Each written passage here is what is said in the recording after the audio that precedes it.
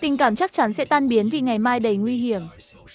Tôi muốn xem tình cảm các người xây dựng bằng tiền bạc sẽ kéo dài được bao lâu. Phó Hoài Nghĩa nhớ lại giấc mơ mà Lâm Ngọc Giao từng kể với mình. Khi Lâm Ngọc Giao già đi, nhan sắc phai tàn, vẻ đẹp không còn, cuối cùng chỉ còn lại cảnh trắng tay, cô đơn.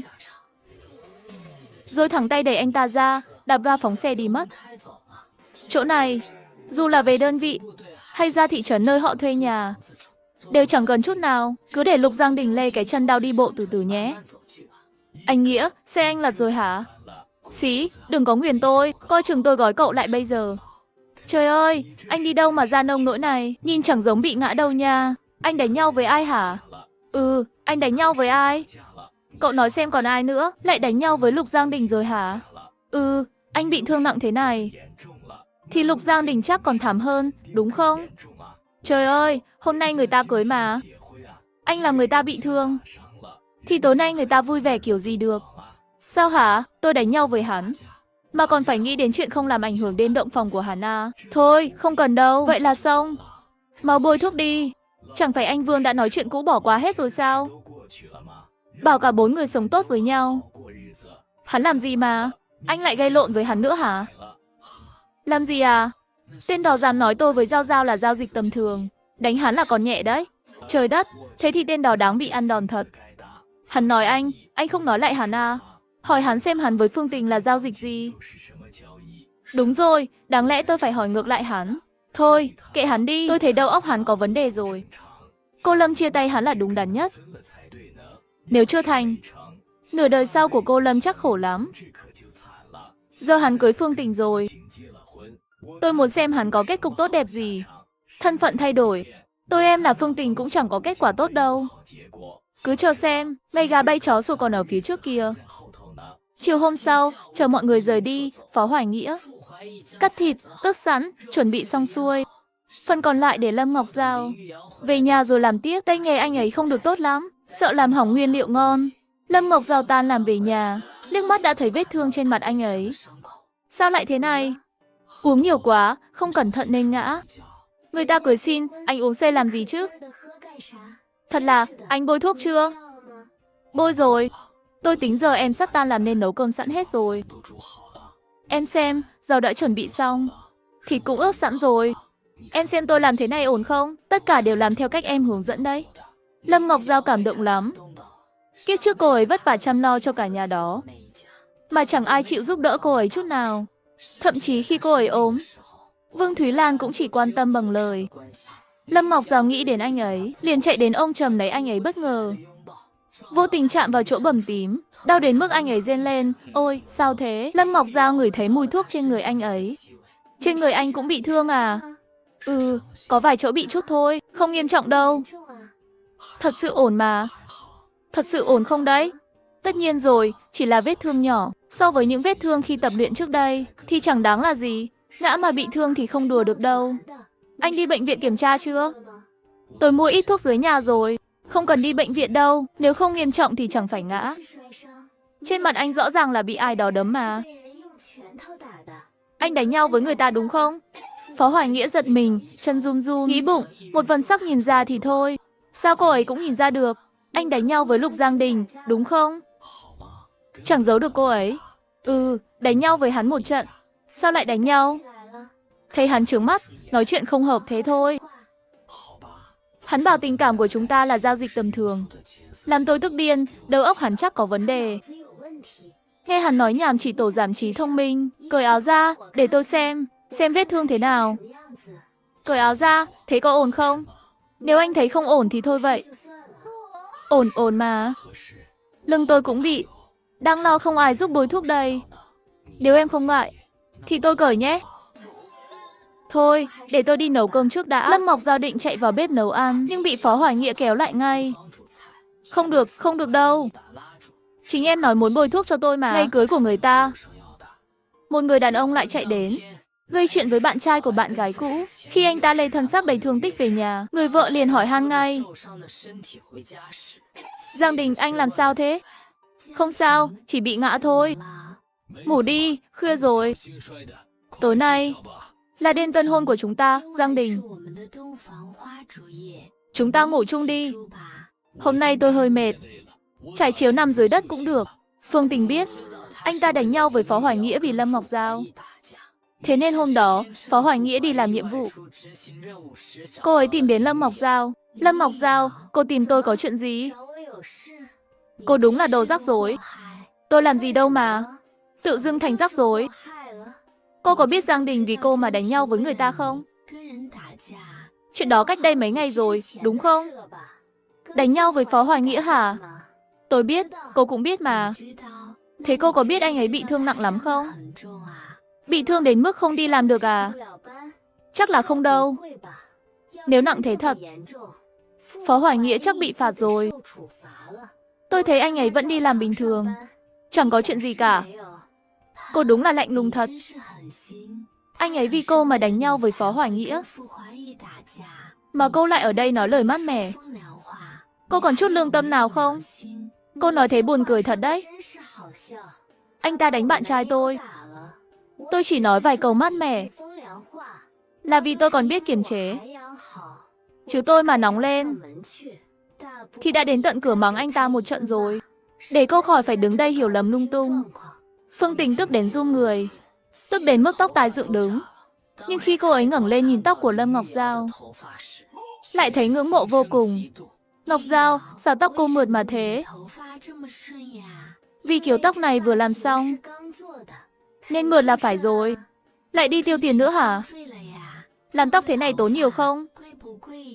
Không đắt đâu. Mẹ ơi, lát nữa tôi cũng đi làm tóc. Chứ sao, thay vì đứng đây dò xét tôi, chi bằng dành thời gian chăm chút cho Lục Giang Đình. Anh ta là người phẩm chất cao thượng lắm. Tha để bản thân chịu thiệt chứ không để người ngoài thiệt.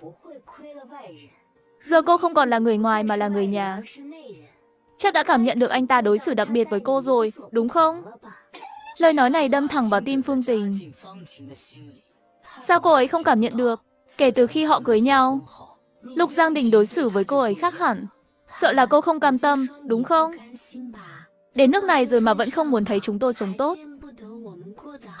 Tình cảm thanh mai trúc mã lâu năm. Làm sao nói buông là buông được ngay?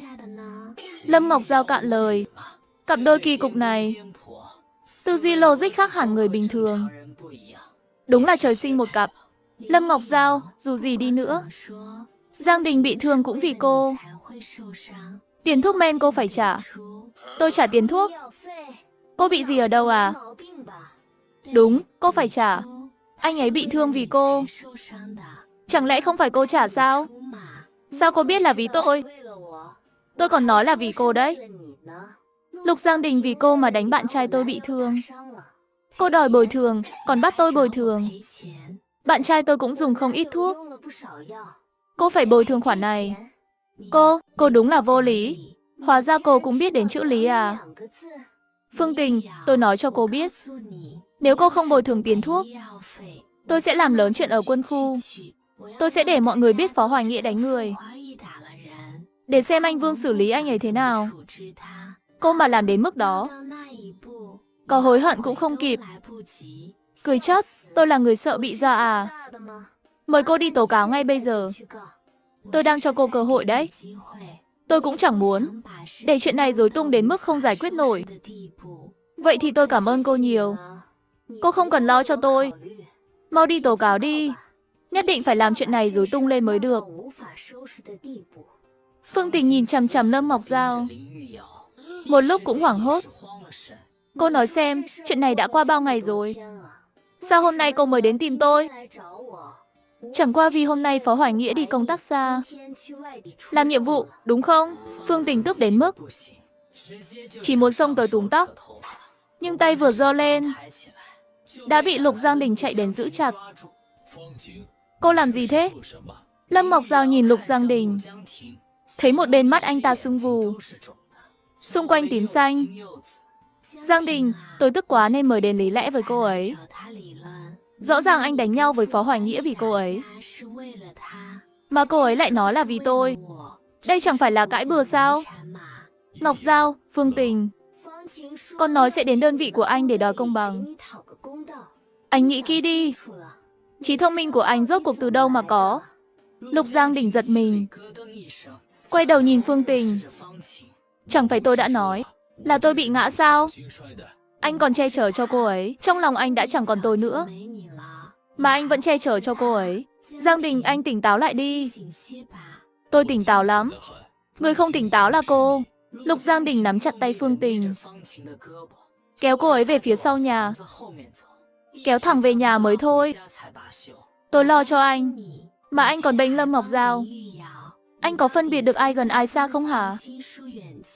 Tôi nhắc cô, chúng ta đã cưới nhau rồi. Anh còn biết chúng ta cưới nhau à? Giang Đình, nếu anh biết chúng ta cưới nhau, thì anh có thể nghĩ cho tôi một chút không? Ý cô là sao? Anh động não chút đi. Tôi bị đánh thành thế này, còn cố gắng che giấu. Mà cô lại đi rêu rao khắp nơi. Anh Vương hỏi, tôi còn nói là uống say bị ngã. Cô nghĩ xem vì sao tôi làm thế. Có phải anh sợ làm lớn chuyện sẽ ảnh hưởng không tốt đến Lâm Ngọc Giao? Cô ấy với Phó Hoài Nghĩa còn chưa cưới, chưa qua xét duyệt chính thức. Nếu để lộ chuyện anh với anh ta đánh nhau vì Lâm Ngọc Giao, im đi. Cô nghĩ chuyện này xảy ra, bên trên chỉ phạt mỗi Phó Hoài Nghĩa, rồi tôi sẽ là nạn nhân hoàn hảo à? Nếu thật sự làm lớn chuyện trước mặt anh Vương, thì cả hai đều bị phạt như nhau. Anh ta bị gì, tôi cũng bị y chang. Rồi bị ghi lỗi. Dự án nửa năm sau tôi đừng hòng tham gia. Mà Phó Hoài Nghĩa cũng chẳng khá hơn đâu. Anh sợ, nhưng anh ta thì không. Nếu không, sao anh ta dám đánh anh như thế? Cô đoán xem anh ta vì sao không sợ. Sao dám đánh tôi như vậy? Chắc vì anh ta biết anh không dám làm lớn chuyện, nên mới dám đối xử với anh thế. Rồi cô đoán tiếp đi. Sao anh ta biết tôi không dám làm lớn? Vì anh coi trọng tiền đồ hơn anh ta coi trọng tiền đồ của mình. Đúng rồi, vậy tại sao tôi lại coi trọng tiền đồ hơn anh ta? Cô biết Phó Hoài Nghĩa có xuất thân thế nào không? Tôi làm sao biết được? Tôi chỉ biết anh và Kiến Quân từng là bạn học, cùng tốt nghiệp trường quân sự, đúng không? Nhưng anh ta khác chúng tôi. Anh ta là cháu trai của thủ trưởng quân khu nghỉ hưu cách đây 5 năm. Trong quân khu này, đầy dẫy học trò và thuộc hạ cũ của ông ấy. Anh Vương dù có quyền phạt tôi và anh ta như nhau, nhưng cấp trên chắc chắn sẽ gây áp lực với anh Vương, rồi bù đắp cho anh ta bằng cách khác. Cách thức công khai hay ngấm ngầm thì thiếu gì. Mà người như anh ta muốn chỉnh chúng ta, những người không có hậu thuẫn, chỉ là chuyện dễ như trở bàn tay. Cô muốn làm gì? Làm lớn chuyện à? Làm tôi mất việc, về quê cày ruộng. Cô mới vừa lòng hả? Lúc này Phương Tình mới biết, người đàn ông mà Lâm Ngọc Giao chọn lại lợi hại thế, sợ đến mức chẳng dám hé răng. Mãi một lúc sau, cô ấy mới tìm lại được giọng nói. Vậy anh cũng đánh anh ta rồi. Liệu anh ta có ngấm ngầm tìm cách trả thù anh không? Không đâu. Nghe Lục Giang Đình nói xong, Phương Tình hoàn toàn rồi, không dám nhắc lại chuyện sẽ làm lớn trước mặt anh Vương. Chỉ là cô ấy nghĩ đến việc mình mạnh mẽ rời bỏ Lục Giang Đình, mà Lâm Ngọc Giao lại tìm được người xuất sắc hơn. Lòng cô ấy khó chịu vô cùng. Nếu Phó Hoài Nghĩa là cháu trai thủ trưởng, sao anh ta lại để ý đến Lâm Ngọc Giao? Một cô gái quê mùa như thế, với thân phận như anh ta, sao lại thích Lâm Ngọc Giao được? Ngọc Giao thì làm sao? Là tôi có lỗi với cô ấy. Nói thế thì tốt rồi. Sớm biết thế thì làm gì? Thật là kỳ cục. Cô ấy cũng chỉ là xinh xắn chút thôi. Chẳng phải cũng chỉ là cô gái quê sao? Giang Đình, để tôi bôi thuốc cho anh nhé. Mấy ngày rồi mà vẫn chưa lành. Cô mua thuốc mỡ rồi à? Dù nhà mình không có nhiều tiền, nhưng tôi không nỡ thấy anh thế này. Thuốc mỡ tôi mua ở đơn vị rồi, không cần đâu. Mang đi trả lại đi. Phương Tình không ngờ anh ta lại từ chối, làm cô ấy khó chịu một lúc. Thuốc đã mở rồi, chả sao nổi. Mua rồi thì để tôi bôi cho anh nhé. Tôi nói không cần mà. Đây là vết thương mô mềm, vết bầm to thế này. Thuốc mỡ rẻ tiền của cô làm được gì? Loại thuốc rẻ mạt này, tôi sợ dùng vào lại hỏng ra mất. Chẳng bằng dùng thuốc miễn phí ở đơn vị. Phương Tình nắm chặt tuyết thuốc, lòng buồn bã vô cùng, mắt rưng rưng nhìn anh ta. Giang Đình, chúng ta đã cưới nhau rồi. Anh có phải không muốn tôi đến gần anh không?